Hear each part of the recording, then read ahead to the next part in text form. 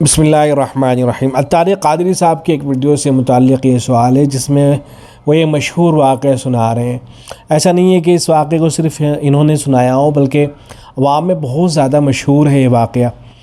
تبلیغی جماعت میں بہت سے حضرات اس کو بیان کر دیتے ہیں، بہت سے واعظین اور جو مقررین ہیں وہ بیان کر دیتے ہیں اس واقعے کو، اور شاعروں نے بڑا بیان کر رکھا ہے اپنی شاعری کے اندر اس قصے کو۔ یہ قصہ اس طرح سے بیان کیا جاتا ہے کہ ایک مرتبہ ابو جہل آپ صلی اللہ علیہ وسلم کی خدمت میں مٹھی میں کنکریاں چھپا کر لایا اور کہا کہ اگر آپ سچے نبی ہیں تو بتائیں کہ میرے ہاتھ میں کیا ہے۔ آپ صلی اللہ علیہ وسلم نے فرمایا کہ میں بتاؤں یا خود وہی بتا دیں گی؟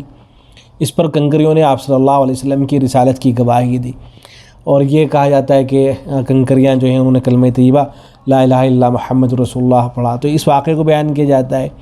تو اس واقعے کا جو مصدر ہے وہ مولانا جلال الدین رومی رحمۃ اللہ علیہ کی جو کتاب ہے مثنوی، اس کے اندر اس واقعے کو نقل کیا گیا ہے، اور پھر وہیں سے اٹھا کے بہت سے حضرات نے اس واقعے کو بیان کر دیا ہے۔ لیکن صورتحال یہ کہ اس واقعے کی کوئی بھی سند موجود نہیں ہے، کسی بھی معتبر کتاب کے اندر یہ واقعہ موجود نہیں ہے، اس لیے ہرگز اس کو بیان نہیں کرنا چاہیے۔ یہ جو مشہور کتاب ہے اب تو مشہور ہی ہو گئی ہے ماشاءاللہ سے، غیر معتبر روایت کا فنی جائزہ، اس کی جلد نمبر 4 ہے، صفحہ نمبر 370 ہے۔ وہاں انہوں نے یہ واقعہ نقل کیا اور پھر مثنوی مولانا روم کا حوالہ دیا۔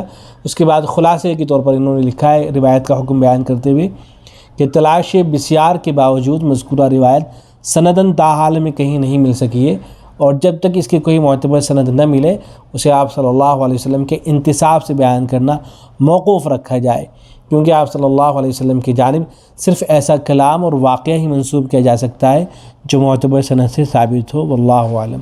تو اس لیے اس واقعے کو بالکل بھی بیان نہیں کرنا چاہیے۔ السلام علیکم ورحمۃ اللہ۔